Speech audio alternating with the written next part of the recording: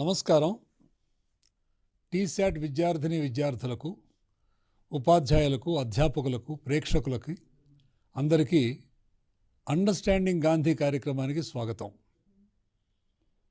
మనం గతంలో గాంధీ జీవితం గురించి మాట్లాడుకున్నాం. తర్వాత గాంధీయన్ థాట్, గాంధీ తత్వశాస్త్రం, గాంధీయన్ ఫిలాసఫీ ఏమిటనే దాని మీద మన యొక్క చర్చ ప్రారంభించుకున్నాం.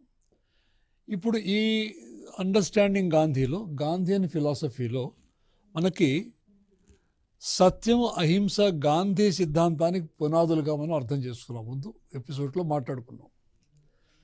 వాటిపై నిర్మించబడ్డ సత్యం, అహింసల పునాదులపై నిర్మించబడ్డ 4 స్తంభాలు సర్వోదయ, స్వరాజ్, స్వదేశీ అండ్ సత్యాగ్రహ. గత ఎపిసోడ్లో మనం సర్వోదయ గురించి మాట్లాడుకున్నాం. ఇవాళ స్వరాజ్ గురించి తెలుసుకుందాం. స్వరాజ్ అనేటువంటి పదం స్వ ప్లస్ రాజ్, స్వరాజ్ అన్నమాట. స్వ అంటే స్వయంగా, నేను, నా మీద నేను అధికారం చలాయించుకోవటం, నన్ను నేను నియంత్రించుకోవటం, నన్ను నేను పరిపాలించుకోవడం, సెల్ఫ్ రూల్ అన్నమాట. సో మనల్ని మనం పరిపాలించుకోవాలి, దానికి మనల్ని మనం తెలుసుకోవాలి, మనల్ని మనం అర్థం చేసుకోవాలి. అంటే సెల్ఫ్ స్టడీ కావాలి. What am I? మనకి రిలీజియన్లో కూడా ఈ ప్రశ్న వేస్తారు. అసలు ముందు నువ్వెవరివి, నువ్వు ఏమిటి? ఈ శరీరమా, మన మనస్సా? సో మన యొక్క ఉనికిని ఎట్లా అర్థం చేసుకోవాలి, మన ఎగ్జిస్టెన్స్ని ఎట్లా అర్థం చేసుకోవాలి? Self study and self understanding కావాలి. సో దానికి మన గురించి మనం చదవాలి. We should study our selves. మనం అధ్యయనం చేయాలి, మన గురించి అధ్యయనం చేయాలి. మన ఉనికిని గురించి, మన లక్షణాల గురించి కూలంకషంగా అధ్యయనం చేసి మనల్ని మనం తెలుసుకోవాలి, మనల్ని మనం అవగాహన చేసుకోవాలి. ఇది మొదటి భాగం. స్వరాజ్ అన్నప్పుడు నన్ను నేను నియంత్రించుకోవటానికి, నన్ను నేను పాలించుకోవటానికి ముందు నాకు ఒక అవగాహన ఉండాలి. ఈ అవగాహన సెల్ఫ్ మీద ఉండాలన్నమాట. తర్వాత ఈ స్వరాజ్లో గాంధీ చెప్పిన ప్రధాన విషయం ఏమిటనంటే, మన మనస్సును, మన ఆలోచనల్ని మనం నియంత్రించుకోవాలి, అది చేత కావాలి. తర్వాత మామూలుగా ఏమిటి, పరిపరి విధాల పరిభ్రమించే మన యొక్క భావాలని, ఊహలని, ఒక్కొక్కసారి పిచ్చి ఆలోచనలు వస్తాయి. మనసు ఎటో పరిగెడుతుంది, ఈ పని చేద్దాం, ఆ పని చేద్దాం అని. అది అలా ఆలోచించకుండా ఎలా ఆలోచించాలో ఆ మీ మనస్సు మీ అధీనంలో ఉంచుకోవటం స్వరాజ్ అంటే. సో ఈ యొక్క భావాలని, ఊహలని, ఆలోచనల్ని మనం వాటిని క్రమశిక్షణలో పెట్టుకోవాలి, మన అదుపులో పెట్టుకోవాలి, అధీనంలో పెట్టుకోవాలి, మన కంట్రోల్లో ఉంచుకోవాలి వీటిని. తర్వాత స్వరాజ్ అంటే స్వపరిపాలన. నన్ను నేను పరిపాలించుకోవాలి, మనల్ని మనం పరిపాలించుకోవాలి, మన ఆలోచనల్ని, భావాల్ని నియంత్రించుకోవటం. దీంట్లో ఏమిటనమాట, మన శరీరాన్ని, మేధస్సును, మనసును, బాడీ, మైండ్ అండ్ హార్ట్, లేదా బాడీ, మైండ్ అండ్ స్పిరిట్. మన శరీరాన్ని మన అదుపులో ఉంచుకోవాలి, మన మనస్సుని మన అదుపులో ఉంచుకోవాలి, మన భావాల్ని మన అదుపులో ఉంచుకోవాలి. సో స్వరాజ్ అంటే, సెల్ఫ్ రూల్ అంటే మొట్టమొదటిగా వచ్చేటువంటిది బాడీ, మైండ్ అండ్ స్పిరిట్ని మన అధీనంలో ఉంచుకోవటం. అసలు ఒక ప్రశ్న వస్తుందంటే, నిజానికి మన శరీరాన్ని మనం అదుపులో ఉంచుకుంటున్నామా, లేక మనమే శరీర అధీనంలో ఉన్నాం? Are you controlling your body? నా శరీరం ఇది, నా శరీరాన్ని నేను కంట్రోల్ చేస్తున్నానా, నా శరీరం నన్ను కంట్రోల్ చేస్తుందా? ఈ రెండు మనం చూడాలన్నమాట. ఇప్పుడు గాంధీ గారి విషయం వచ్చినట్లయితే, ఆయన తన యొక్క శరీరాన్ని, తన మనసును పూర్తిగా తన అధీనంలో ఉంచుకున్నాడు. He was able to make his body a faithful dog under his control. ఒకసారి గాంధీ గారు కారులో ఎక్కడికో ప్రయాణం చేస్తున్నాడు. డ్రైవర్ని వాళ్ళు అడిగాడు, ఇక్కడి నుంచి అక్కడికి వెళ్తానికి ఎంత టైం పడుతుంది అని. వాళ్ళు చెప్పారు 20 నిమిషాలు పడుతుంది అన్నారు. ఓహో అలాగానో నిద్రపోయాడు. కరెక్ట్గా 20 మినిట్స్కి లేచాడు. అంటే మనం నిద్రపోతే ఎప్పుడు లేవగలవో మనకు తెలియదు. కానీ గాంధీ గారి విషయంలో ఎప్పుడు నిద్రపోవాలి, ఎప్పుడు లేవాలి అనేటువంటిది ఆయన కంట్రోల్లో ఉంది.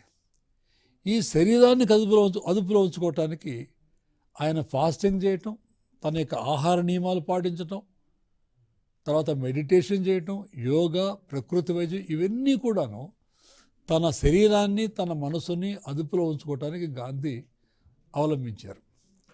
ఎందుకంటే అసలు మన మీద మనకి అదుపు లేకపోయినట్లయితే, మన మీద మనకి కంట్రోల్ లేకపోయినట్లయితే, మనల్నే పాలించుకోవడం చేత కాకపోయినట్లయితే మన దేశాన్ని మనం ఎలా పాలించుకుంటాము? సో గాంధీ వాడిన పదం ఎప్పుడు కూడా స్వరాజ్ అనే పదం వాడారు. మామూలుగా ఇండిపెండెన్స్ అంటే భారతదేశానికి స్వాతంత్రం కావాలి, కానీ గాంధీ వాడిన పదం మన దేశానికి మనకి స్వరాజ్ కావాలని చెప్పాడు ఆయన. స్వరాజ్ అంటే ఏమిటనమాట, ముందు మనల్ని మనం పరిపాలించుకోవాలి, కానీ ఆ బ్రిటిష్ వాడు పాలిస్తున్నాడు, బ్రిటిష్ వాడి యొక్క పాలన నుంచి మనకి విముక్తి రావాలనేటువంటిది ప్రధానంగా గాంధీ చెప్పలేదు. ఇంకొక అడుగు ముందుకెళ్ళి మనం చూసినట్టయితే గాంధీ ఇంకొక మాట అన్నాడు. ఏమన్నాడు? బ్రిటిష్ వాళ్ళు నా దేశంలో ఉండటానికి నాకు ఎటువంటి అభ్యంతరము లేదు, పైగా వాళ్ళు మా దేశాన్ని పాలించినా కూడా పర్వాలేదు. అంటే బ్రిటిష్ వాళ్ళని పారద్రోలటం అనే భావన కాకుండా, బ్రిటిష్ వాళ్ళు మన దేశంలో ఉండి మన దేశాన్ని పాలించినా కూడా నాకు అభ్యంతరం లేదు, కానీ మా దేశానికి సేవకులుగా వాళ్ళు పాలించాలని చెప్పాడు. అంటే పాలకులు అనేవాళ్ళు సేవకులుగా ఉండాలి. It is like servant leadership అనమాట. లీడర్ అనేవాడు సేవకుడుగా ఉండాలి, ఆ సేవా తత్పరత కలిగి ఉండాలి, సేవా భావం కలిగి ఉండాలి. అలా కాకుండా ఈ అధికారం అనేటువంటిది అహంకారానికి దారితీసి దోపిడీకి దారితీసినట్లయితే అది నిజమైనటువంటి పరిపాలన కాదు. కాబట్టి గాంధీయన్ కాన్సెప్ట్ ఆఫ్ స్వరాజ్ ఏమిటంటే సెల్ఫ్ రూల్ అనమాట. కాబట్టి మనసుని, మన శరీరాన్ని, మన యొక్క ఆలోచనల్ని పూర్తిగా మన అధీనంలో ఉంచుకోవడం చాలా ముఖ్యం. తర్వాత మన యొక్క మనసు, మన ఇంద్రియాల మీద నియంత్రణ లేకపోయినట్లయితే మన దేశాన్ని మనం పరిపాలించుకోలేము, దానికి అర్హత ఉండదు మనకి. కాబట్టి ముందు మనల్ని మనం పరిపాలించుకోవటం మనకు వచ్చిన తరువాత మన దేశాన్ని పాలించుకోవటానికి ఒక అధికారం, ఒక హక్కు మనకు లభిస్తాయి. కాబట్టి గాంధీ చెప్పినటువంటి స్వరాజ్ అంటే ఉట్టిగా బ్రిటిష్ వాళ్ళని బయటికి పారద్రోలడం కాకుండాను ఒక స్వరాజ్ స్థితికి, మనల్ని మనం పరిపాలించుకునేటువంటి స్థితికి అర్హత సంపాదించాలి. దానికి మనం చాలా కష్టపడాలి. సో ఏదో రకంగా మనం జీవిస్తాం అనేటువంటిది కాదు, ఆ జీవితం అనేటువంటిది క్రమశిక్షణతో కలిగి ఉండాలి. ఈ క్రమశిక్షణ వ్యక్తిగత క్రమశిక్షణే కాకుండాను సమాజ క్రమశిక్షణ కూడా. As a community, as a group, as a society we should be together. నేను నా గురించి ఆలోచించడం మాత్రమే కాకుండా సమాజం గురించి కూడా ఆలోచించాలి. సో వ్యక్తి నిర్మాణంలో నా యొక్క భావనలు ఎలా ఉండాలి, ఇది స్వరాజ్ యొక్క అర్థం. తర్వాత ఈ గాంధీ గారు ఒక చిన్న పుస్తకం రాశారు, దాని పేరు Hind Swaraj or home rule ఒక పుస్తకం రాశారు.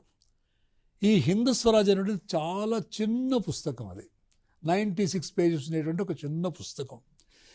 మనం ఇంతకుముందు మాట్లాడుకున్న దాంట్లో గాంధీ జీవితం గురించి తెలుసుకున్నాం. గాంధీ జీవితం మనకు బాగా క్షుణ్ణంగా అర్థం కావాలి అని అంటే ఆయన రాసినటువంటి ఆత్మకథ, the story of my experiments with truth లేదా సత్య శోధన మనం చదివినట్లయితే అనేక సంఘటనలు ఆయన జీవితంలో ఏవైతే తారసపడ్డాయో అవన్నీ దాంట్లో ఆయన వివరిస్తారు. నిజానికి గాంధీ గారి జీవితంలో తటస్థించినటువంటి ఆయనకు అనుభవంలో వచ్చిన సంఘటనలు దాదాపుగా అన్నీ మన జీవితాల్లో కూడా జరుగుతూనే ఉంటాయి. కానీ తేడా ఏమిటంటే జరిగిన ప్రతి సంఘటన నుంచి గాంధీ గారు ఒక జీవిత సత్యాలను బయటికి తీశాడు. The philosophy of life Gandhi was able to extract from each and every incident. మనకేమిటి, ఒక సంఘటన జరిగిందంటే అది అయిపోయింది, మనం మర్చిపోతాం దాని గురించి. కానీ జీవిత పాఠాలు ఏవైతున్నాయో, జీవితం నేర్పిన పాఠాలు ఏవైతున్నాయో ఇవన్నీ కూడా గాంధీ గారి ఆత్మకథలో మనం చదివి తెలుసుకోవచ్చు. ఒకటి అది, అంటే గాంధీని ఫిలాసఫీకి పునాది ఆయన జీవితమే. తర్వాత అసలు గాంధీయన్ ఫిలాసఫీ ఏమిటి, గాంధీ సమాజాన్ని ఎట్లా చూశాడు, గాంధీయన్ వరల్డ్ వ్యూ, ప్రపంచ దృష్టి ఏమిటి గాంధీ గారిది, అని కనుక మనం ఆలోచించినట్టయితే అది ఆయన వ్రాసినటువంటి హింద్ స్వరాజ్ అనే పుస్తకంలో ఉంది.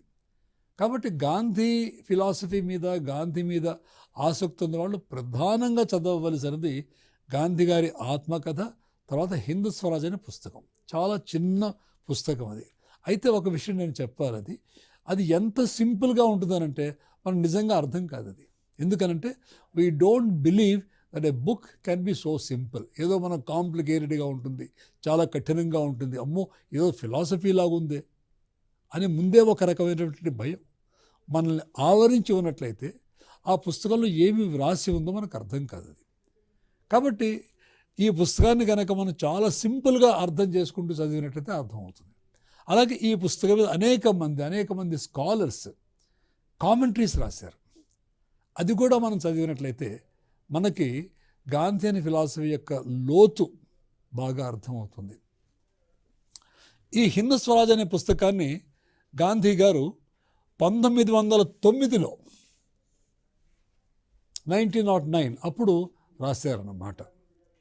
ఆ సమయంలో గతంలో మనం తెలుసుకున్నట్టుగా గాంధీ గారు సౌత్ ఆఫ్రికాలో ఉండేవారు ఆ టైంలోనూ. ఎందుకంటే 1893లో గాంధీ గారు ఇండియా నుంచి సౌత్ ఆఫ్రికా వెళ్ళారని తెలుసుకుందాం మనం. అప్పుడు ఆయన వయసు 23 సంవత్సరాలు. ఎందుకు వెళ్ళారు ఆయన? అక్కడ ఉన్నటువంటి ఒక వ్యాపార సంస్థలో ఉన్న లిటిగేషన్, ఒక కోర్టు లావాదేవీలలో సహాయపడటానికి వెళ్ళిన వ్యక్తి, 1 సంవత్సరం కోసం వెళ్ళిన వ్యక్తి, వెళ్ళిన మొదటి వారంలోనే రైల్వే ప్రయాణంలో తను ఒక నల్లవాడు కాబట్టి, లేకపోతే ఇండియన్ కాబట్టి ఒక ఫస్ట్ క్లాస్ కంపార్ట్మెంట్లో ప్రయాణించే అర్హత లేదని చెప్పేసి గాంధీ గారిని నెట్టివేయటం జరిగింది. అప్పటి నుంచి ఆయన ఒక సత్యాగ్రహానికి పునాది వేసి, అది 1983 జూన్. ఇది చాలా చాలా ముఖ్యమైన రోజు. ఆ రోజున జరిగిన సంఘటన గాంధీ జీవితాన్ని, గాంధీ యొక్క డైరెక్షన్ మొత్తం మార్చేసింది. ఇవాళ ఆయన మహాత్ముడైనాడనంటే దానికి కారణం జూన్ 7 అనమాట.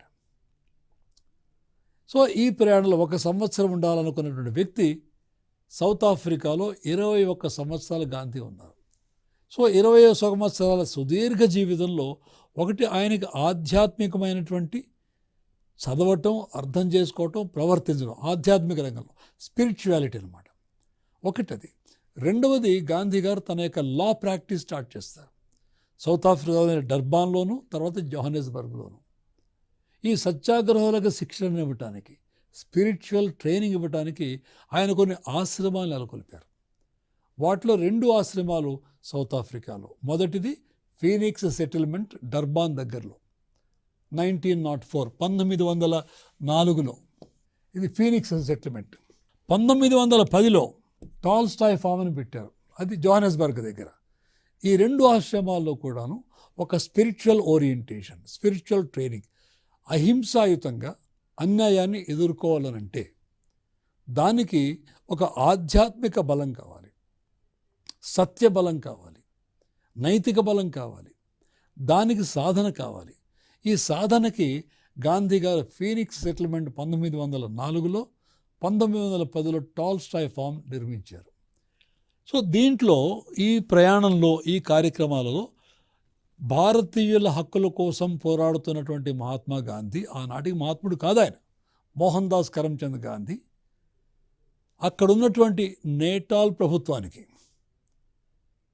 అర్జీలు రాసి, అయ్యా మా కష్టాలు ఇట్లా ఉన్నాయి, మేము కూడా బ్రిటిష్ సబ్జెక్ట్స్మే, అంటే బ్రిటిష్ పౌరులు మేము, ఎందుకంటే బ్రిటిష్ వాళ్ళు పాలించినటువంటి కాలనీస్ కాబట్టి మనవి, బ్రిటిష్ వాళ్ళు పాలించినటువంటి దేశం కాబట్టి మనది, సౌత్ ఆఫ్రికా కానీ ఇటు భారతదేశం కానీ, మేమందరం కూడా బ్రిటిష్ ఎంపైర్లో పౌరులము, బ్రిటిష్ పౌరులం మేము.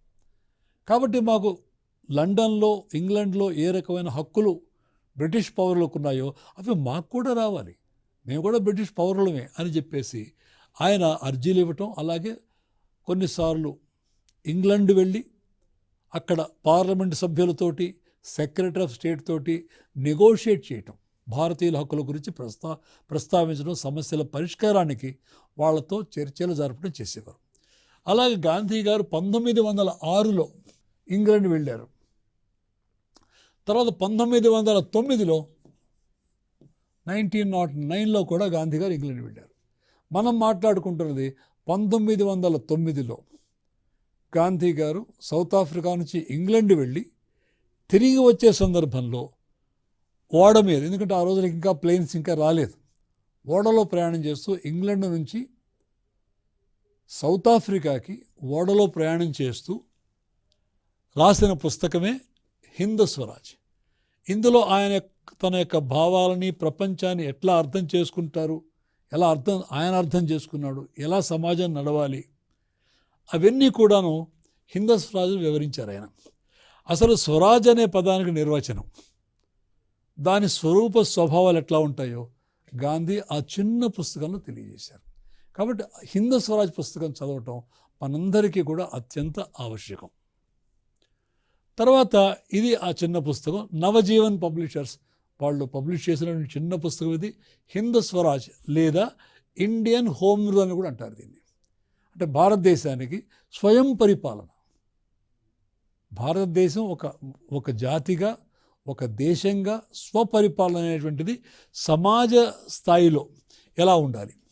మామూలుగా హిందూ స్వరాజ్ అంటే నేనేమంటానంటే వ్యక్తిగతంగా నేను ఎట్లా స్వరాజ్ పొందాలి, how can I rule my self అనే కాన్సెప్ట్ కనుక వ్యక్తిగతమైనట్లయితే, ఇండియన్ హోమ్ రూల్ అనేటువంటిది భారతదేశం ఒక జాతిగా, ఒక దేశంగా మనం స్వపరిపాలన ఎట్లా సాధించుకోవాలి. అంటే ఇక్కడ మనం అర్థం చేసుకోవాల్సింది ఏమిటనమాట, బ్రిటిష్ వాడు వెళ్ళిపోతే మనకి ఇండిపెండెన్స్ వస్తుందనేటువంటి కాన్సెప్ట్లో గాంధీ గారు రాయలేదు దీన్ని. వ్యక్తిగతంగా నేను ఒక ఉన్నతుడిగా తయారయ్యి నన్ను నేను పరిపాలించుకుని నా అధీనంలో నేనుంటూ మన సమాజం అంతా కూడా ఉన్నత సమాజం కింద మారినప్పుడు ఏ రకమైనటువంటి సమాజం రూపురేఖలు వస్తాయో, ఏ రకంగా తీర్చిదిద్దబడుతుందో ఆ యొక్క కల్పనని గాంధీ గారు ఈ పుస్తకంలో రాశారు. ఆయన కిల్డోనన్ క్యాసిల్ అనేటువంటి ఓడలో ఆయన ప్రయాణం చేశారు. ఆ ప్రయాణం చేసింది 1909లో. సో నవంబర్ నెల 13 నుంచి 22 తేదీల మధ్యలో రాశారు ఆయన. ఆయనకు ఒక ఉత్తేజం కలిగినట్టుగా, ఒక స్పిరిట్ ఆయన ఆవహించినట్టుగా, వారి నుంచి ఒక ధారావాహికగా, ఒక నాన్ స్టాప్గా, అసలు అన్స్టాపబుల్గా పెళ్ళుబికినటువంటి భావమే ఈ హిందూ స్వరాజ్ అనేటువంటిది. ఆ ఓడవాళ్ళు ఇచ్చేటువంటి స్టేషనరీలు రాశారు. మామూలుగా ఈ పుస్తకం 96 పేజెస్ అయితే చేతి వ్రాతలో ఆయన రాసినది 245 పేజీలు రాశారు ఆయన. ఏకధాటిన రాయటం వల్ల కుడి చేయి నొప్పి పుట్టినప్పుడు ఆయన ఎడం చేతితో రాశారు. ఆ మొత్తం 245 పేజెస్లో 47 పేజీలు ఆయన ఎడం చేతితో రాశారు. మామూలుగా మనకి కుడి చేతితో రాయటం వస్తే ఎడం చేతితో రాయలేము, ఎడం చేతితో రాసేవాళ్ళు కుడి చేతితో రాయలేరు. కానీ గాంధీ కుడి చేత్తోటి ఎడమ చేత్తో కూడా ఈక్వల్గా రాయగలిగేవారు. అందుకనే గాంధీని మనం సవ్యసాచి అనొచ్చును. కాబట్టి మనం ఇందాక నేను మీకు తెలియజేసినట్టుగా గాంధీని అర్థం చేసుకోవటానికి ఆత్మకథ ఎలా పనికొస్తుందో, అలాగే గాంధీ తత్వాన్ని అర్థం చేసుకోవటానికి ఈ హిందూ స్వరాజ్ పనికొస్తుంది. ఈ రెండు కూడా గాంధీస్ ఆత్మకథ, హిందూ స్వరాజ్, ఈ రెండు కూడాను మనం కూలంకషంగా చదివి అర్థం చేసుకోవాల్సినటువంటి పుస్తకాలు.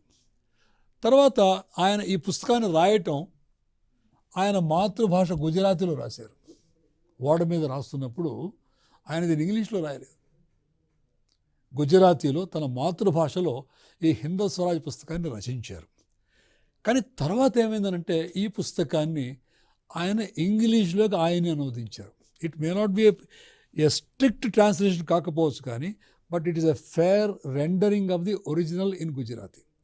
తర్వాత ఈ హిందూ స్వరాజ్కి ఒక ప్రత్యేకత ఏమిటంటే, ఒక్క హిందూ స్వరాజ్ మాత్రమే గాంధీ గారి రచనలలో ఇంగ్లీషులోకి ఆయనే స్వయంగా తర్జుమా చేసింది హిందూ స్వరాజ్ మాత్రమే.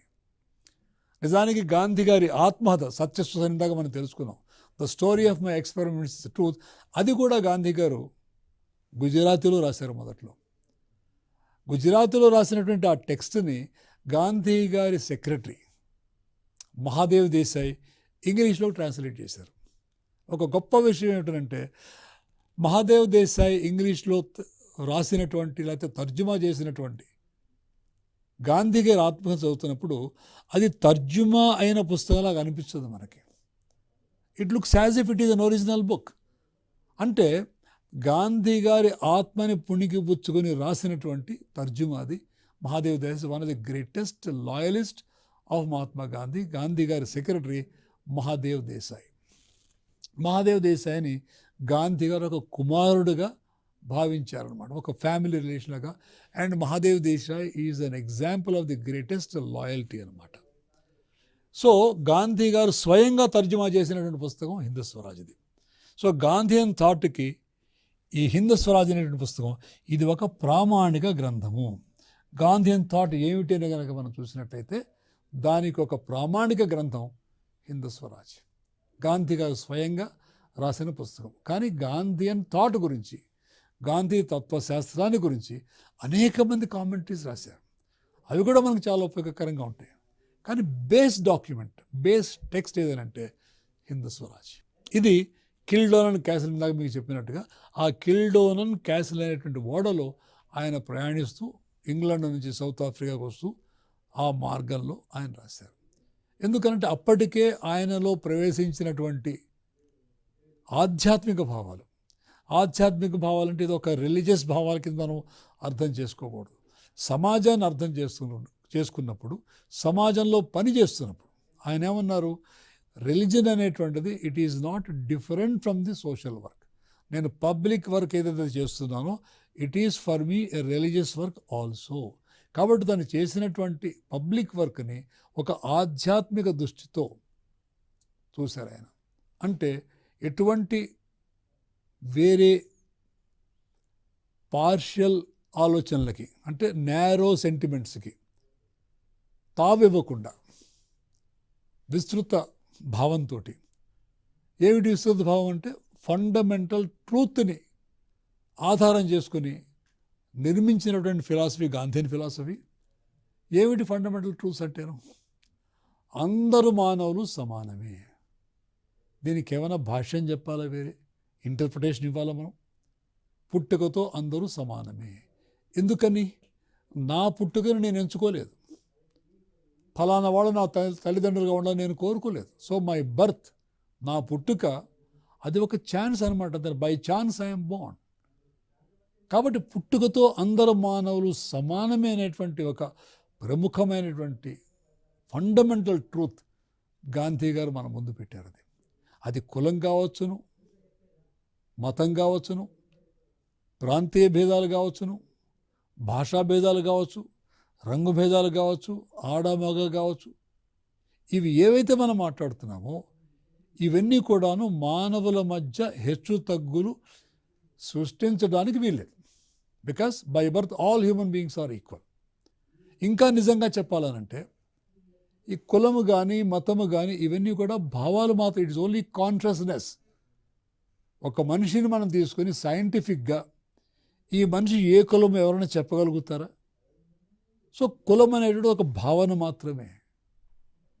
ఏదైతే ఒక ఫ్యాక్ట్ కాదో, ఏదైతే యాట్రిబ్యూటెడ్ విషయమో, బాబు నువ్వు ఫలానా కులాన్ని వాడని చెప్పి చెప్పి చెప్పి ఒక ముద్ర వేస్తున్నామే కానీ ఆ వ్యక్తిలో కులం అనేది లేదు, ఒక వ్యక్తిలో మతం అనేది లేదు. ఒకవేళ వ్యక్తిలో మతం ఉంటుంది అనుకున్నట్లయితే క్రిస్టియానిటీ ప్రారంభంగా కాకముందు క్రిస్టియన్స్ ఎవరుంటారు? ఇస్లాం ప్రారంభం కాకముందు ముస్లిమ్స్ ఎవరుంటారు? కాబట్టి పుట్టిన ప్రతి మనిషి కూడాను we are only human beings. As human beings మనం అందరం సమానమే. ఈ సమానత భావాన్ని నేను గతంలో మీకు సర్వోదయ అనే విషయంలో కూడా చెప్తూ, అందరి సంక్షేమం కావాలనంటే దానికి సమానత్వమే ప్రాతిపదిక. కాబట్టి అది ఈ కిల్డోనన్ క్యాసిల్ అనే దాంట్లో ఆయన రాసినటువంటి పుస్తకం. కాబట్టి మనల్ని పరిపాలించుకోవడానికి మనం తయారు కావాలి. We should prepare our selves to rule our selves. తర్వాత మన దేశాన్ని పాలించుకుంటే హక్కు కానీ అధికారి కానీ మనకు వస్తాయి. దానికి వ్యక్తి నిర్మాణం చాలా కావాలి. వ్యక్తి నిర్మాణం అయిన తర్వాత మనం మన దేశాన్ని సమాజాన్ని పాలించుకోగలుగుతాం. లేదు మనకు అటువంటి శక్తి లేనప్పుడు, బ్రిటిష్ వాళ్ళని పారదులని అనుకున్నప్పుడు మనల్ని మనం పాలించుకున్న మన దేశాన్ని మనమే ప్రభువులుగా ఉన్న బ్రిటిష్ వాళ్ళు పాలించిన ఒకటే. ఇంకా అంటే మనకి గనక స్వయంగా పాలించుకునేటువంటి ఒక స్కిల్, ఒక నాలెడ్జ్ అది లేకపోయినట్టయితే, ఆ అర్హత లేకపోయినట్టయితే మనం పాలించుకున్న ఒకటే, బయటవాడు పాలించిన ఒకటే. బయట వాళ్ళని మేము పారదులు అనేది ఒక సాటిస్ఫాక్షన్ ఇంటెలెక్చువల్గా ఉండొచ్చు, కానీ దాని వలన పరిపాలన అనే దానికి ఎటువంటి తేడా కానీ వ్యత్యాసం కానీ ఉండదు. బ్రిటిష్ వాళ్ళు పాలించిన, భారతీయులే పాలించిన, ఎప్పుడైతే మనకి పాలించుకునే లక్షణం మనలో లేనప్పుడు ఈ రెండు ఒకటే. ఇవాళ మనకి ఈ హిందూ స్వరాజ్యలో మానవ నైజం గురించి, మానవ సంబంధాల గురించి, మనిషికి జంతువులకి, మనిషికి ప్రకృతికి ఉన్న సంబంధం గురించి, మనిషి నడుచుకోవాల్సిన తీరుతెన్నుల గురించి, మనిషి ఎట్లా జీవించాలి, ఎట్లా ప్రవర్తించాలి, సాటి మానవులతో ఎట్లా ప్రవర్తించాలి, అబద్ధాలు చెప్పచ్చా, మోసం చేయొచ్చా పక్క వాళ్ళని, అన్యాయం చేసే వాళ్ళని, అవమానించే వాళ్ళని. కాబట్టి నా యొక్క జీవితానికి పరిమితులు ఏమిటి, what are the limits to my existence, ఎలా పడితే అలా ఉండొచ్చా. ఆ మాటకు వస్తే ఈ హిందూ స్వరాజ్లో మనం చదివినప్పుడు గాంధీన్ కాన్సెప్ట్ ఆఫ్ స్వరాజ్లో ఏముంటుందంటే, అసలు నేను ఏమి తినాలి, ఎంత తినాలి, ఎలా తినాలి, ఎప్పుడు తినాలి, ఏది పడితే తినచ్చా మనం. సో సెల్ఫ్ రూల్ అన్నప్పుడు నా శరీరాన్ని ఎట్లా మెయింటైన్ చేసుకోవాలి, నా మనసుని అధీనంలో ఎట్లా ఉంచుకోవాలి, ఈ పాయింట్స్ అన్నీ కూడా హిందూ స్వరాజ్లో వస్తాయన్నమాట. సో మెయిన్గా గాంధీ ప్రముఖంగా ప్రస్తావించే విషయాలు ఏమిటంటే, దోపిడీ రహిత సమాజం కావాలన్నాడు Gandhi. Non exploitative social order. అది ఒక మనిషి వేరొక మనిషిని దోచుకున్నా తప్పే, ఒక సమాజం వేరే సమాజాన్ని దోచుకున్నా తప్పే, ఒక దేశం మరొక దేశాన్ని దోచుకున్నా తప్పే. కాబట్టి ఆర్థికంగా దోపిడీ ఉండటానికి వీలేదు. బికాస్ ఈ దోపిడీ అనేటువంటిది అది వైలెన్స్. అలాగే ఎక్కడ కూడా పావర్టీ ఉండటానికి వీల్లేదు, బీదరికం ఉండటానికి వీల్లేదు. ఎందుకనంటే బీదరికం అనేది అది కూడా హింసే. గాంధీ గారు చెప్పినట్టుగా poverty is a form of violence, ignorance is a form of violence, lack of education is violence. కాబట్టి ఈ వైలెన్స్ అనేటువంటిది ఒక కత్తి పెట్టి మరొక వాళ్ళని పొగడవటమో, తుపాకీతో కాల్చడమే వైలెన్స్ కాదు. అక్కడ సామాజిక ఆర్థిక రంగాల్లో అనేక రకాల హింసలు ఉన్నాయి. ఒక మనిషిని అస్పృశ్యుడిగా ట్రీట్ చేయడం హింసది. అందుకని గాంధీ ఏమైనా అస్పృశ్య గనక ఉన్నట్లయితే హిందూ సమాజం మొత్తం, హిందూ మతం పూర్తిగా నాశనం అయిపోయినా నాకు ఎటువంటి బాధ లేదన్నాడు. One of the worst form of social practices ఈ అస్పృశ్యత అనేటువంటిది. కాబట్టి మనుషులు సామాజిక రంగంలో ఎట్లా ఉండాలి, ఆర్థిక రంగంలో దోపిడీ లేకుండా ఉండాలి, విద్య ఉండాలి, టెక్నాలజీ కూడా మనిషికి ఉపయోగకరంగా ఉండాలి. కానీ టెక్నాలజీని ఉపయోగించి వేరే వాళ్ళని దోచుకోవడం అనేటువంటిది తప్పు. గాంధీ ఏనాడు టెక్నాలజీని వ్యతిరేకించాలి, గాంధీ సైన్స్ని వ్యతిరేకించాలి. He welcomed actually. కానీ టెక్నాలజీ అనేటువంటిది మనిషి యొక్క దోహదానికి వాడాలి మనం. టు రెడ్యూస్ ద టైం, ఏదో ఒక పని చేయడంలో కనుక టెక్నాలజీ వల్ల టైం తక్కువలో మనం అదే పని చేయగలిగిన, మానవ యొక్క బర్డెన్ ఏదైతే ఉందో, ది డ్రడ్జరీ, హ్యూమన్ డ్రడ్జరీ, అది మనం తగ్గించగలిగినట్లయితే అటువంటి టెక్నాలజీని మనం స్వాగతిస్తాం. కానీ ఏ టెక్నాలజీ ద్వారా వేరే వాళ్ళని మోసం చేయటం, వేరే వాళ్ళ మీద ఎక్స్‌ప్లాయిట్ చేస్తామో అది తప్పు. అలాగే ప్రకృతిని దోచుకోవటానికి కూడా కరెక్ట్ కాదు. ప్రకృతిలో మనం ఎలా జీవించాలో కూడా అర్థం చేసుకోవాలి. We have to live with in the frames of nature. ప్రకృతి నియమాలకు అనుగుణంగా మనం జీవించాలి, కానీ ప్రకృతికి భిన్నంగా జీవించడానికి వీల్లేదు. అలాగా గాంధీ చెప్పినటువంటి ఫిలాసఫీ అంతా కూడా హిందూ స్వరాజ్లో చాలా చక్కగా వివరంగా ఉంది. తర్వాత వ్యక్తి తనను తాను ఉన్నతుడుగా తీర్చుకున్నప్పుడే, క్రమశిక్షణ పాటించినప్పుడే మంచి బాధ్యత గల పౌరుడిగా తయారవుతాడు. వ్యక్తి స్వయం ప్రతిపత్తి కలిగి, సదవగాహంతో సమాజం పట్ల ప్రవర్తన కలిగి, పరిసరాల పట్ల, జీవరాశుల పట్ల కారుణ్యం కలిగి ఉండి, హీ షుడ్ హ్యావ్ కంపాషన్. సాటి మనుషుల పట్ల, సాటి జంతువుల పట్ల, జీవుల పట్ల కంపాషన్ కలిగి. ఎందుకంటే గాంధీ ఏం చెప్పాడు, ఆల్ లైఫ్ ఈజ్ వన్. జీవం అంతా ఒకటే, ఇండివిజిబిలిటీ ఆఫ్ లైఫ్. నీలో ఉన్న ప్రాణము నాలో ఉన్న ప్రాణం వేరువేరు కాదు, నాలో ఉన్న ప్రాణము ఆ కుక్కలో ఉన్న ప్రాణం వేరువేరు కాదు. So all life is one, encompassing of all life అన్నమాట. కాబట్టి మనిషి సాధ్యమైనంత వరకు తన కాళ్లపై తాను నిలబడాలి, స్వయం ప్రతిపత్తి కలిగి ఉండాలి. తర్వాత గ్రామ స్వరాజ్, హిందూ స్వరాజ్ తర్వాత మనకి భారతదేశంలో గ్రామీణ ఆర్థిక వ్యవస్థ కాబట్టి 60% ప్రజలు భారతదేశంలో గ్రామీణ ప్రాంతాల్లో నివసిస్తున్నారు కాబట్టి గ్రామాలు కూడా వాటి కాళ్ళ మీద నిలబడి ఉండాలి. గ్రామ స్వరాజ్ అనేటువంటిది మరొక ప్రముఖమైనటువంటి కాన్సెప్ట్ మహాత్మా గాంధీది. ఇవన్నీ కూడా ఈ గ్రామ స్వరాజ్ కాన్సెప్ట్స్ అన్నీ కూడా మనం నెక్స్ట్ ఎపిసోడ్లో తెలుసుకుందాం. నమస్కారం.